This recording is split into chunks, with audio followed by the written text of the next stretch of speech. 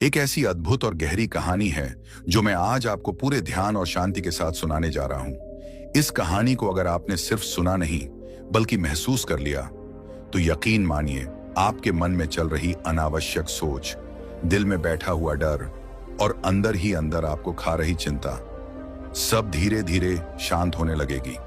दोस्तों, आज इंसान की सबसे बड़ी समस्या दुख नहीं है, सबसे बड़ी समस्या है उसका बेचैन मन। एक ऐसा मन जो अतीत में उलझा रहता है, भविष्य से डरता रहता है और वर्तमान को जी ही नहीं पाता। कभी आपने महसूस किया है कि सब कुछ होते हुए भी मन खाली खाली सा लगता है? लोग आसपास होते हैं फिर भी अकेलापन महसूस होता है।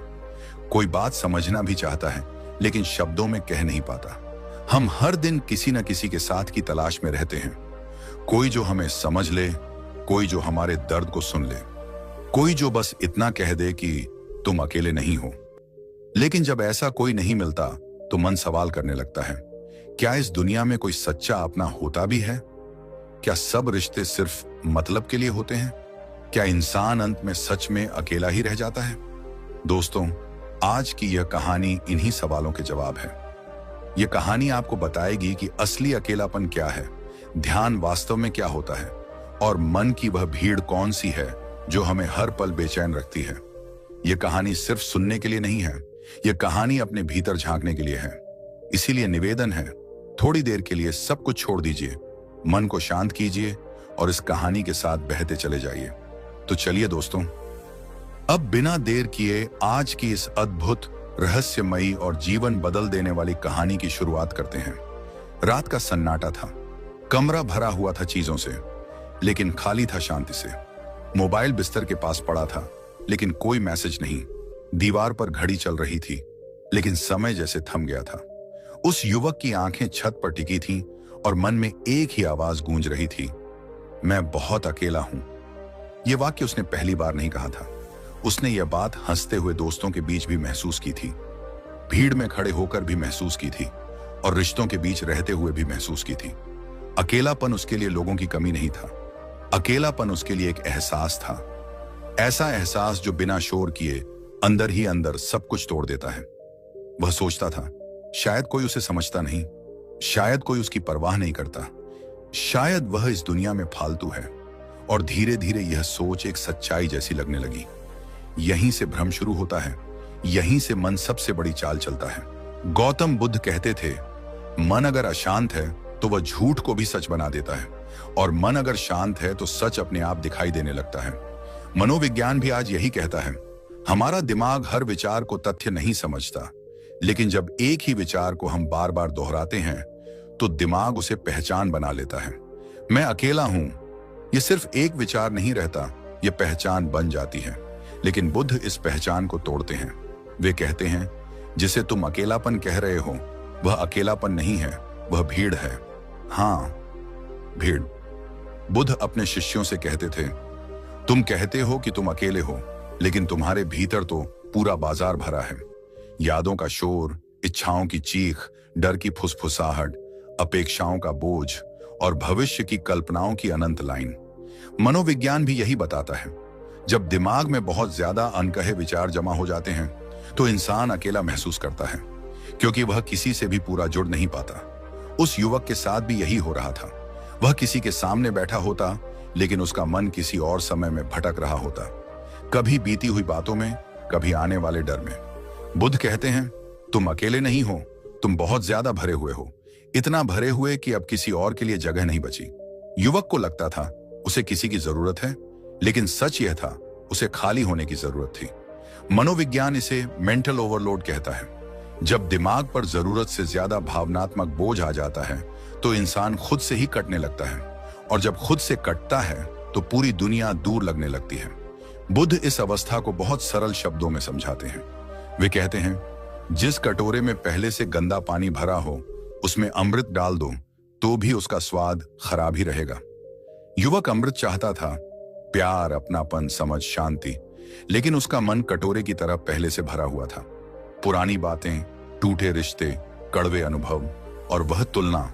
देखो, सब खुश हैं, बस मैं ही दुखी हूं। मनोविज्ञान कहता है, तुलना अकेलेपन को और गहरा करती है, और बुद्ध कहते हैं, दूसरों की जिंदगी देखने से पहले अपने मन को देखो। अकेलापन बाहर से नहीं आता। यह बात बुद्ध बार बार दोहराते हैं। अगर अकेलापन बाहर से आता तो जंगल में रहने वाले साधु सबसे दुखी होते, लेकिन वे तो सबसे शांत होते हैं। तो फिर अकेलापन आता कहां से है? यह सवाल नहीं है, यह एक यात्रा है। युवक ने एक दिन साहस करके अपने भीतर झांकना शुरू किया। पहली बार उसने खुद से पूछा नहीं, बल्कि खुद को सुना। उसे एहसास हुआ उसका मन कभी शांत नहीं होता। वह हर पल किसी न किसी से बात कर रहा है, कभी मां से, कभी पुराने दोस्त से, कभी उस इंसान से जिसने उसे छोड़ दिया। बुद्ध कहते हैं, जब तुम अकेले बैठे हो और फिर भी बेचैन हो तो समझ लो तुम अकेले नहीं हो। तुम्हारे साथ तुम्हारा अतीत बैठा है। मनोविज्ञान भी यही कहता है। अतीत के अधूरे अनुभव हमारे वर्तमान को नियंत्रित करते हैं, जब तक हम उन्हें समझकर छोड़ नहीं देते। लेकिन छोड़ना आसान नहीं होता। युवक हर याद को पकड़कर बैठा था, क्योंकि उसे डर था, अगर यह सब भी चला गया तो मेरे पास बचेगा ही क्या? यही सबसे गहरी विडंबना है। हम अपनी पीड़ा को अपनी पहचान बना लेते हैं। बुद्ध कहते हैं, दर्द को पकड़ने वाला हाथ शांति को पकड़ नहीं सकता। अकेलापन दरअसल शांति की कमी नहीं, स्वीकृति की कमी है। युवक चाहता था कोई उसे समझे, लेकिन वह खुद को समझने से डर रहा था। मनोविज्ञान इसे इमोशनल अवॉइडेंस कहता है। जब हम अपने ही भावों से भागते हैं तो वे और तेज आवाज में लौटते हैं। बुद्ध इसी कारण मौन को इतना महत्व देते हैं। वे कहते हैं, मौन खालीपन नहीं है, मौन वह जगह है जहां मन की भीड़ धीरे धीरे बैठ जाती है। युवक ने पहली बार यह महसूस किया कि उसका अकेलापन किसी के चले जाने से नहीं आया था, बल्कि उसके भीतर जमा होती भीड़ से आया था। जितनी ज्यादा भीड़ उतनी ज्यादा बेचैनी, और जितनी बेचैनी उतना गहरा अकेलापन। अब उसे समझ आने लगा था, अकेलापन कोई सजा नहीं है, यह संकेत है। संकेत की मन बहुत थक चुका है, संकेत की अब भीतर सफाई चाहिए। बुद्ध कहते हैं, मन को खाली करना सीखो, दुनिया अपने आप सुंदर लगने लगेगी। यह खाली करना भागना नहीं है, यह जागना है। और यहीं से युवक की यात्रा बदलने लगी।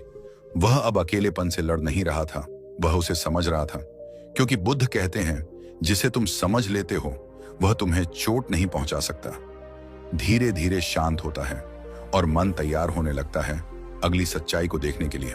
क्योंकि जब यह भ्रम टूटता है कि मैं अकेला हूं, तभी अगला भ्रम सामने आता है, जो और भी गहरा है और जिसे समझे बिना मन पूरी तरह मुक्त नहीं हो सकता।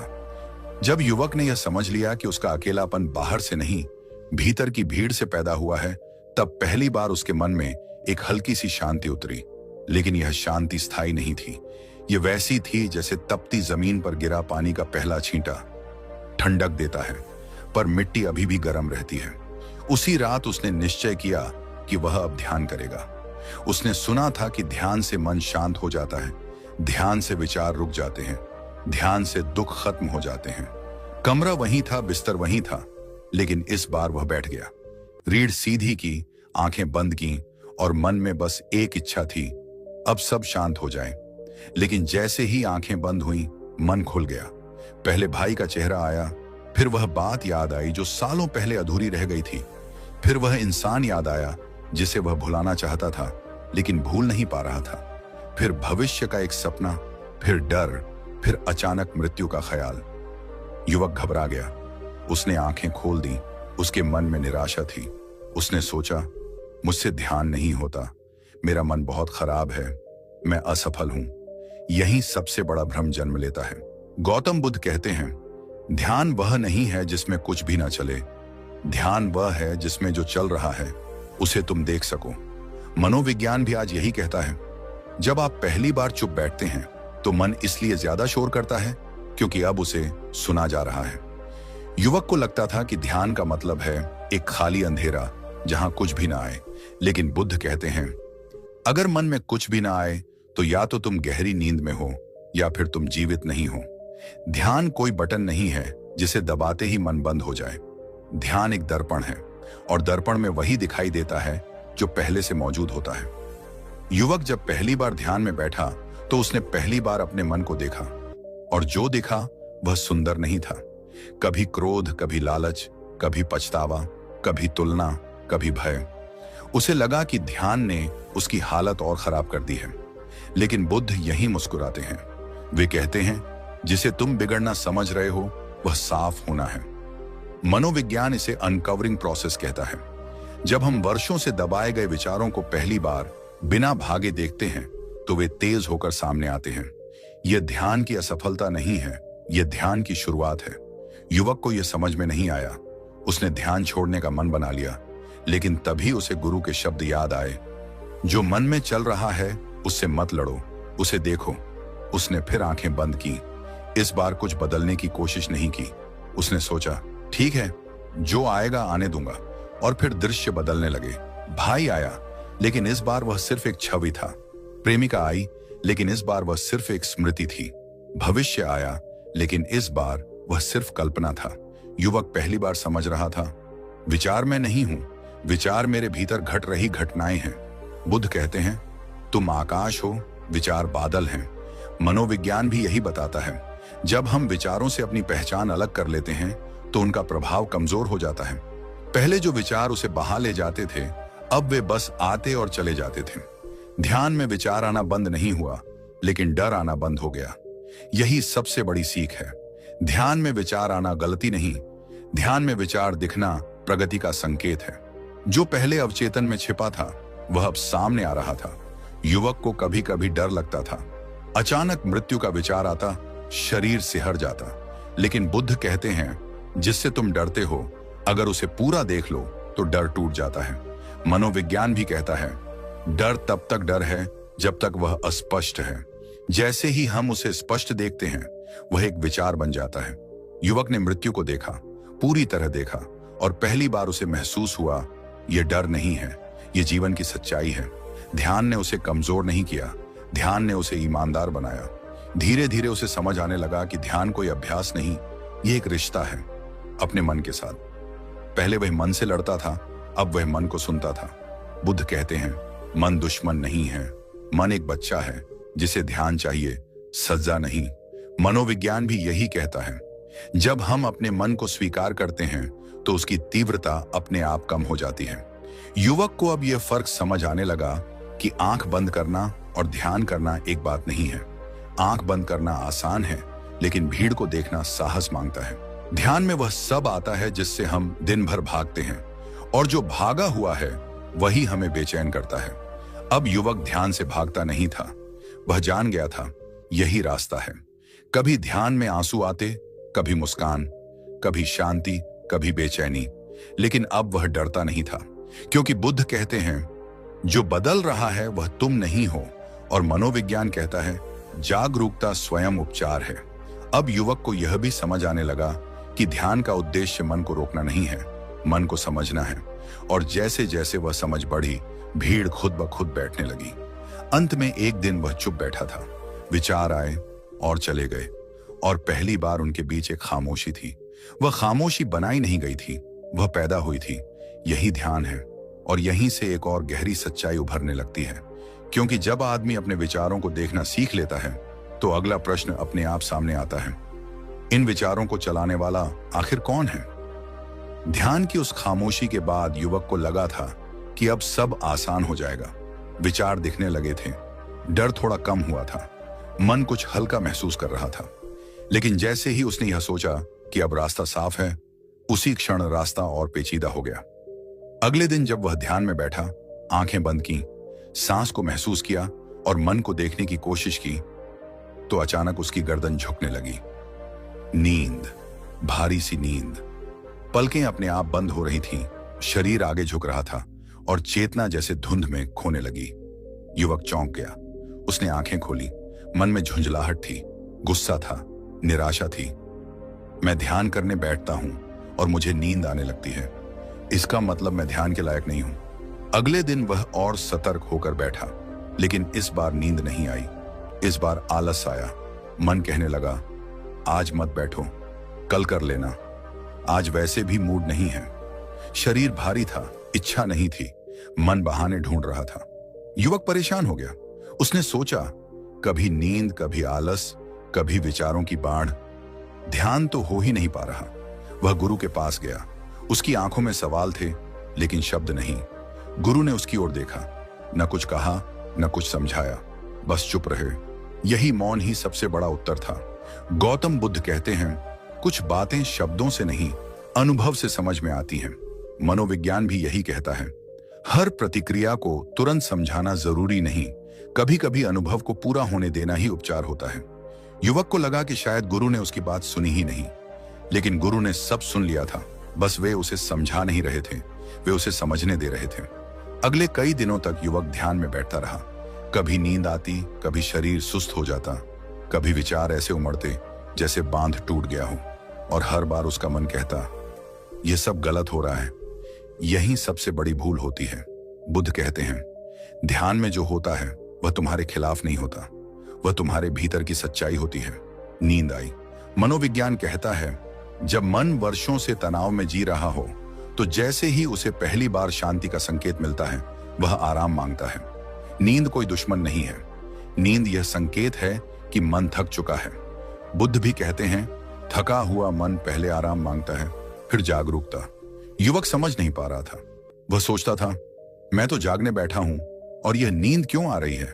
लेकिन सच यह था, वह पहली बार लड़ नहीं रहा था और मन पहली बार ढीला पड़ रहा था। फिर आलस आया। आलस को हम बहुत गलत समझते हैं। हम सोचते हैं आलस मतलब कमजोरी, लेकिन मनोविज्ञान कहता है, आलस कई बार मन का विरोध होता है। जब पुरानी आदतें टूटने लगती हैं तो मन आलस के जरिए कहता है, मत बदलो। बुद्ध कहते हैं, मन परिवर्तन से डरता है क्योंकि परिवर्तन में नियंत्रण खो जाता है। युवक का मन भी डर रहा था। वह अब पुराने तरीके से दुखी नहीं रह सकता था और नया तरीका अभी सीखा नहीं था। यह बीच की अवस्था थी। यही आलस पैदा होता है। फिर विचारों की बाढ़ आई, कभी बचपन, कभी अपमान, कभी अधूरी इच्छाएं, कभी मृत्यु का डर। युवक को लगा, ध्यान से तो पहले मैं ठीक था, अब तो और बिगड़ गया। लेकिन बुद्ध मुस्कुराते हैं। वे कहते हैं, जो गंदगी वर्षों से दबाई गई हो वह सफाई के समय ही ऊपर आती है।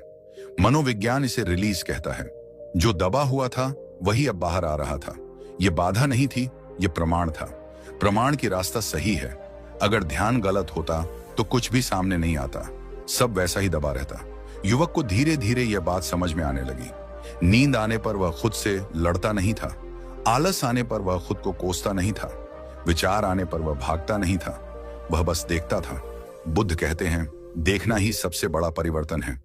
मनोविज्ञान भी यही कहता है, जागरूकता बिना प्रयास के बदलाव लाती है। अब ध्यान में बैठना उसके लिए युद्ध नहीं रहा, यह मुलाकात बन गया। नींद आई तो उसने महसूस किया, आज मन बहुत थका है।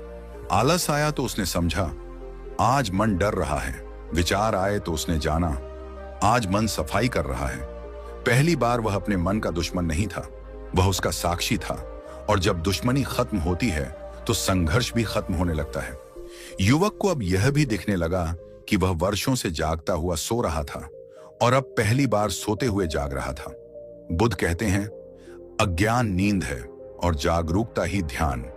धीरे धीरे नींद कम होने लगी, आलस अपना असर खोने लगा। विचार अब उतने डरावने नहीं रहे क्योंकि अब वह उनसे भाग नहीं रहा था। और तभी एक और गहरी परत खुलने लगी, क्योंकि जब नींद, आलस और विचार संकेत बन जाते हैं तब अगला प्रश्न उठता है, इन सबको देखने वाला आखिर कौन है। जब युवक यह समझने लगा कि नींद, आलस और विचार कोई रुकावट नहीं बल्कि संकेत हैं, तब उसके भीतर एक अजीब सी तसल्ली आई। पहली बार उसे लगा कि वह गलत नहीं है, उसका मन खराब नहीं है, वह बस एक ऐसे रास्ते पर है जहां सब कुछ उल्टा सीधा दिखाई देता है। लेकिन इसी तसल्ली के साथ एक नया भाव भी जन्म ले चुका था, एक सूक्ष्म, बहुत ही महीन भाव। वह भाव था, अब मैं समझ गया हूं। युवक अब ध्यान में बैठता, विचार आते, नींद आती, आलस आता और वह भीतर ही भीतर सोचता, सब ठीक है, ये तो संकेत है, मैं सही रास्ते पर हूं। यही अहंकार ने चुपचाप जन्म ले लिया। गौतम बुद्ध कहते हैं, अहंकार हमेशा ऊंची आवाज में नहीं आता, कभी कभी वह ज्ञान का रूप पहन कर आता है। मनोविज्ञान भी कहता है, जब व्यक्ति को लगता है कि उसने सब समझ लिया, तभी सीखने की प्रक्रिया रुक जाती है। युवक को यह एहसास नहीं था कि अब वह ध्यान नहीं कर रहा, वह अपने ध्यान करने वाले होने की छवि पकड़कर बैठ गया है। उस दिन वह गुरु के सामने बैठा था, आंखों में शांति थी, चेहरे पर हल्की सी मुस्कान और भीतर एक गर्व। मैं बदल रहा हूं। गुरु उसे देख रहे थे, बहुत ध्यान से, जैसे कोई आईना देखता है, बिना कुछ कहे। अचानक गुरु उठे। उन्होंने डंडा उठाया और बिना चेतावनी युवक के कंधे पर प्रहार किया। क्षण भर में सब बदल गया। दर्द नहीं था, अपमान नहीं था, लेकिन कुछ टूट गया था। युवक हक्का बक्का रह गया। उसकी आंखें खुली रह गईं। उसका मन स्तब्ध हो गया। उसके भीतर एक ही प्रश्न गूंज रहा था, मैं तो सही था, फिर यह क्यों? लेकिन गुरु ने कुछ नहीं कहा। कोई स्पष्टीकरण नहीं, कोई तर्क नहीं, बस मौन। यही मौन सबसे तीखा प्रहार था। गौतम बुद्ध कहते हैं, जब शब्द काम नहीं करते तब झटका देना पड़ता है।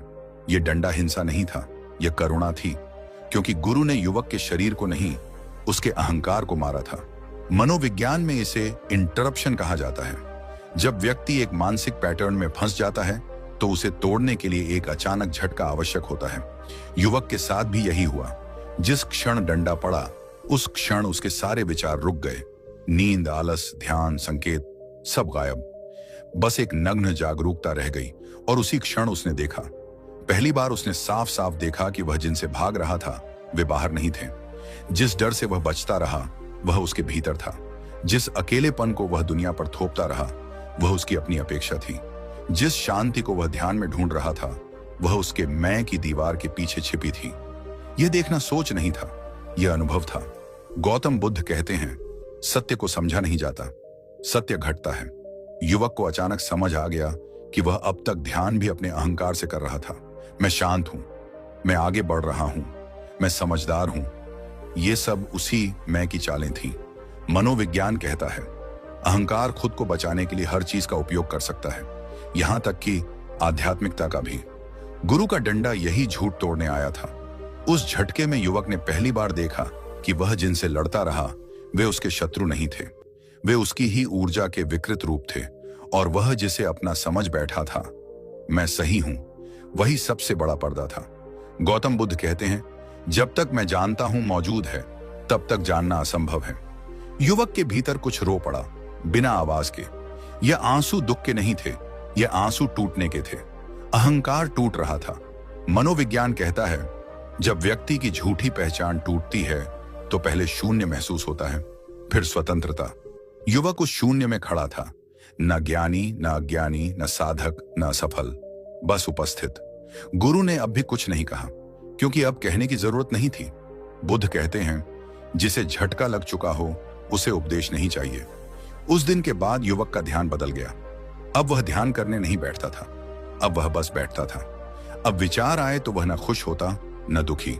नींद आई तो वह उसे दोष नहीं देता। आलस आया तो वह उससे लड़ता नहीं, क्योंकि अब मैं पीछे हट चुका था। और जब मैं पीछे हटता है तो जीवन आगे आता है। यही असली क्रांति थी। बुद्ध कहते हैं, क्रांति बाहर नहीं होती, क्रांति उस क्षण होती है जब देखने वाला भी दिखने लगता है। युवक अब समझ गया था कि गुरु का डंडा सजा नहीं था, वह दया थी, वह एक चेतावनी थी। अहंकार जहां भी दिखे वहीं सबसे बड़ा अंधेरा है। और अब जब अहंकार की यह परत टूटी तब एक और गहरी यात्रा शुरू होने वाली थी। क्योंकि अब प्रश्न यह नहीं था कि विचार क्या है या ध्यान कैसे होता है। अब प्रश्न यह था, जो सब देख रहा है वह कौन है? सांझ का समय था, आकाश में सूरज डूब रहा था, लेकिन उसकी आखिरी किरणें अभी भी धरती को छोड़ने को तैयार नहीं थीं। उसी तरह जैसे इंसान बहुत कुछ सीख लेने के बाद भी बहुत कुछ पकड़े रहने को तैयार नहीं होता। गौतम बुद्ध मौन में बैठे थे। सामने एक युवक था। आंखों में प्रश्न नहीं बल्कि थकान थी। वह थकान जो किताबें पढ़ने से नहीं, जीवन जीने से आती है। बहुत कुछ जान लेने के बाद भी भीतर खालीपन का जो बोझ होता है वही उसके चेहरे पर साफ दिख रहा था। युवक ने बहुत कुछ सीखा था, धर्म, दर्शन, सही गलत, त्याग, ध्यान, नियम, सिद्धांत, लेकिन फिर भी उसका मन भारी था। ऐसा भारी जैसे किसी ने ज्ञान की ईंटों से उसके भीतर एक दीवार बना दी हो। बुद्ध ने उसकी ओर देखा। कोई प्रश्न नहीं पूछा, बस धीरे से कहा, सीखना बहुत कुछ है, जानना बहुत कुछ है, लेकिन रखना कुछ भी नहीं है। यह वाक्य सुनते ही युवक चौंक गया, क्योंकि उसने जीवन भर ठीक इसका उल्टा किया था। उसने हर बात को पकड़ा, हर अनुभव को जमा किया, हर रिश्ते को जकड़ा, हर सुख को स्थायी मान लिया, हर दुख से भागने की कोशिश की। और आज उसका मन थक चुका था। गौतम बुद्ध का यह वाक्य केवल दर्शन नहीं है, यह मन की शल्य क्रिया है। मनोविज्ञान भी आज यही कहता है कि इंसान की सबसे बड़ी समस्या दुख नहीं है, बल्कि दुख को पकड़े रखना है। इंसान की परेशानी घटनाएं नहीं है, बल्कि उन घटनाओं से बनी स्मृतियां हैं जिन्हें वह रोज रोज जीता है। बुद्ध ने कहा था, जो पकड़ा वही बोझ, जो छोड़ा वही शांति। हम सब यही करते हैं। हम ज्ञान को भी बोझ बना लेते हैं। हमें लगता है कि जितना ज्यादा जानेंगे उतने शांत हो जाएंगे, लेकिन भीतर शांति नहीं आती, भीतर अहंकार भरता है। मुझे पता है, मैं जानता हूं, मैं समझ चुका हूं। यही शब्द मन की सबसे भारी जंजीर बन जाते हैं। बुद्ध कहते हैं, जानो लेकिन बांधो मत, सीखो लेकिन जमा मत करो। मनोविज्ञान इसे कॉग्निटिव अटैचमेंट कहता है, यानी विचारों से चिपक जाना। कोई बात सही लगी तो उसे अपनी पहचान बना लेना, कोई अनुभव मिला तो उसे अपनी कहानी बना लेना, कोई रिश्ता जुड़ा तो उसे अपनी सांसों से बांध लेना। और जब वही अनुभव बदलता है, वही रिश्ता टूटता है, वही विचार गलत साबित होता है, तो मन टूट जाता है। बुद्ध जीवन को बहती नदी की तरह देखते थे। नदी पानी को पकड़कर नहीं रखती, फिर भी वह कभी खाली नहीं होती। लेकिन इंसान, वह एक एक बूंद को मुट्ठी में बंद करना चाहता है, और जब मुट्ठी खुलती है तो दुखी हो जाता है कि सब बह गया। युवक ने बुद्ध से कहा, अगर कुछ भी नहीं रखना है तो फिर जीना किस लिए? बुद्ध मुस्कुराए, वही मुस्कान जिसमें करुणा भी थी और स्पष्टता भी। उन्होंने कहा, जीना रखने के लिए नहीं है, जीना बहने के लिए है। यह बात सुनने में सरल है, लेकिन करने में सबसे कठिन, क्योंकि हमारा पूरा समाज सिखाता है, जमा करो, ज्ञान जमा करो, पैसे जमा करो, रिश्ते जमा करो, यादें जमा करो, पहचान जमा करो। और जब जीवन के अंत में यह सब छूटता है तो इंसान टूट जाता है। मनोविज्ञान कहता है कि जब इंसान किसी भी चीज को अपनी स्थायी पहचान बना लेता है तो वही चीज उसके दुख का कारण बनती है। बुद्ध ने इसे बहुत पहले समझ लिया था, इसलिए उन्होंने कहा, सुख को स्थायी मत मानो, दुख से भागो मत। देखिए, यह बहुत गहरी बात है।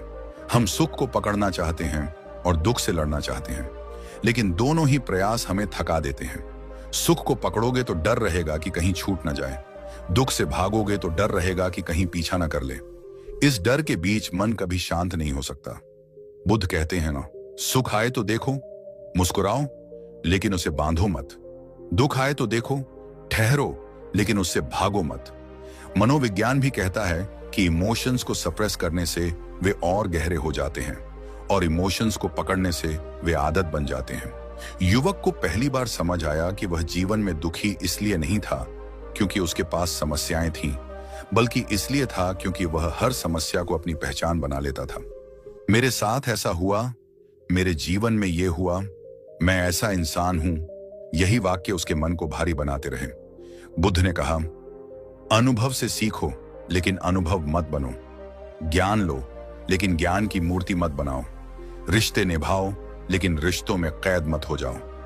यह बात सुनकर युवक की आंखें भर आईं, क्योंकि उसे याद आया कि कैसे उसने अपने अतीत को रोज रोज जिया, कैसे उसने अपनी गलतियों को कभी छोड़ा नहीं, कैसे उसने दूसरों की बातों को मन में रख लिया, कैसे उसने अपने दर्द को अपनी ताकत समझ लिया और अपनी ताकत को बोझ बना लिया। मनोविज्ञान कहता है कि हीलिंग तब शुरू होती है जब इंसान पहचान छोड़ता है, मैं ऐसा हूं से बाहर आता है।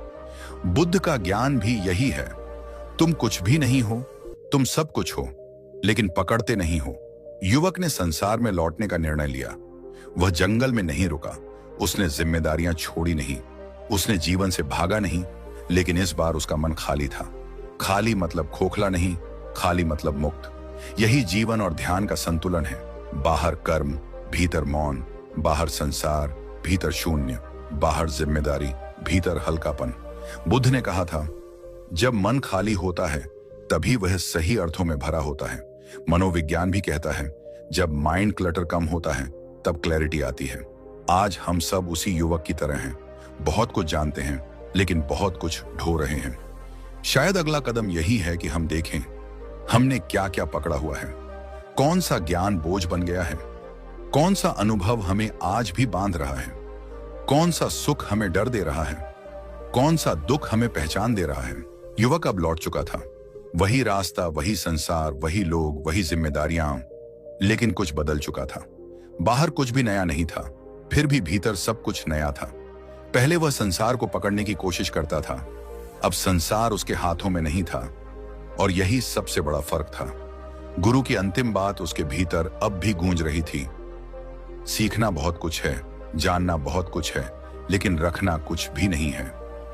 यह वाक्य सुनने में जितना साधारण लगता है, जीवन में उतना ही क्रांतिकारी है। युवक को अब समझ आ रहा था कि समस्या दुख में नहीं थी, समस्या पकड़ में थी। समस्या असफलता में नहीं थी, समस्या मेरा कहने में थी। समस्या रिश्तों में नहीं थी, समस्या जकड़ने में थी। गौतम बुद्ध यही तो कहते हैं, दुख का कारण संसार नहीं है, दुख का कारण तृष्णा है। और तृष्णा का अर्थ केवल इच्छा नहीं, बल्कि चिपक जाना है। जब मन किसी अनुभव से चिपक जाता है, वहीं पीड़ा जन्म लेती है। आधुनिक मनोविज्ञान भी आज उसी बात को दूसरे शब्दों में कहता है। वे इसे कहते हैं अटैचमेंट डिसऑर्डर, जहां इंसान अनुभव को नहीं जीता, अनुभव को पकड़ लेता है। वह खुशी को फ्रीज करना चाहता है, वह रिश्तों को गारंटी बनाना चाहता है, वह भविष्य को कंट्रोल करना चाहता है, और यहीं से डर, चिंता, गुस्सा, असुरक्षा जन्म लेती है। युवक अब यह देख पा रहा था कि पहले वह ध्यान इसलिए नहीं कर पा रहा था क्योंकि वह शांति को पकड़ना चाहता था। वह चाहता था कि मन हमेशा शांत रहे, विचार ना आए, डर ना आए, दुख ना आए। लेकिन गुरु ने उसे कुछ भी पकड़ने नहीं दिया। न ज्ञान, न शांति, न ध्यान, न ही मैं बदल गया हूं का अहंकार। बुद्ध कहते हैं, जिस दिन तुम्हें लगे कि मैं बहुत जान गया, उसी दिन समझ लेना कि तुम भटक गए, क्योंकि जानना भी एक बोझ बन सकता है। युवक अब संसार में जी रहा था, लेकिन संसार उसके भीतर नहीं घुस रहा था। वह काम करता था, लेकिन काम उसकी पहचान नहीं था। वह रिश्ते निभाता था, लेकिन रिश्ते उसकी कैद नहीं थे। वह सुख में हंसता था, लेकिन सुख को पकड़ता नहीं था। वह दुख में रोता था, लेकिन दुख से भागता नहीं था। यही वह बिंदु था जहां एक नई अवस्था जन्म लेती है। गुरु ने कभी इसे नाम नहीं दिया, लेकिन बुद्ध इसे कहते हैं साक्षी भाव। अब युवक अपने मन को देख पा रहा था। पहले मन उसे घसीटता था, अब मन उसके सामने चलता था। पहले विचार आते थे और वह उनमें खो जाता था, अब विचार आते थे और चले जाते थे। मनोविज्ञान इसे ऑब्जर्वर मोड कहता है। जब इंसान अपने विचारों से दूरी बना लेता है, जब वह विचार बनना बंद कर देता है और विचारों को देखने लगता है, यही वह क्षण होता है जब मन मालिक नहीं रहता। युवक को अब समझ आ गया था कि ध्यान का अर्थ आंख बंद करना नहीं है, ध्यान का अर्थ जीवन से भागना नहीं है, ध्यान का अर्थ पहाड़ों में जाना नहीं है। ध्यान का अर्थ है जो है उसे वैसा ही देखने की हिम्मत। बुद्ध ने कभी संसार छोड़ने को मजबूरी नहीं बनाया। उन्होंने कहा, संसार में रहो लेकिन संसार बनो मत। काम करो लेकिन काम में खो मत जाओ। प्रेम करो लेकिन प्रेम को जंजीर मत बनाओ। अब युवक जब चलता था तो चलना जानता था, जब खाता था तो खाना जानता था, जब बोलता था तो शब्दों को जानता था, और जब चुप होता था तो उस चुप्पी को भी जानता था। यही वह अवस्था है जहां जीवन ध्यान बन जाता है। अब अलग से बैठकर कुछ पाने की जरूरत नहीं रहती। अब हर क्षण पूरा होता है क्योंकि उसे पकड़ा नहीं जाता। और यही कारण है कि गुरु ने अंत में कुछ नहीं दिया, कोई मंत्र नहीं, कोई तकनीक नहीं, कोई सिद्धि नहीं, क्योंकि जो दिया जाता है वह फिर पकड़ा जाता है। बुद्ध कहते हैं, जब तुम कुछ भी नहीं पकड़ते तभी तुम मुक्त होते हो, और जब तुम मुक्त होते हो तभी तुम सच में जीते हो। युवक अब लौट चुका था, लेकिन यह लौटना पुराने जैसा नहीं था। अब वह भीड़ में अकेला नहीं था और अकेले में भी भरा हुआ था। यही जीवन और ध्यान का संतुलन है, यही बुद्ध का मौन उत्तर है, यही मनोविज्ञान का अंतिम निष्कर्ष है। और अब इस यात्रा के अंत में बस एक पल के लिए रुकिए। अगर इस कहानी का कोई भी दृश्य, अगर गौतम बुद्ध की कोई भी बात, अगर मन और जीवन का यह सत्य आपके भीतर कहीं हल्की सी भी हलचल पैदा कर गया हो, अगर एक भी बार आपको लगा हो ये तो मेरे साथ भी होता है, तो समझ लीजिए ये वीडियो अपना काम कर गया। ये ज्ञान सुनने के लिए नहीं था, ये जीने के लिए था। ये शब्द इकट्ठा करने के लिए नहीं थे, ये पकड़ छोड़ने के लिए थे। अगर आप चाहते हैं कि ऐसी ही गहरी, शांत, जीवन बदलने वाली बातें बार बार आपके जीवन तक पहुंचती रहें।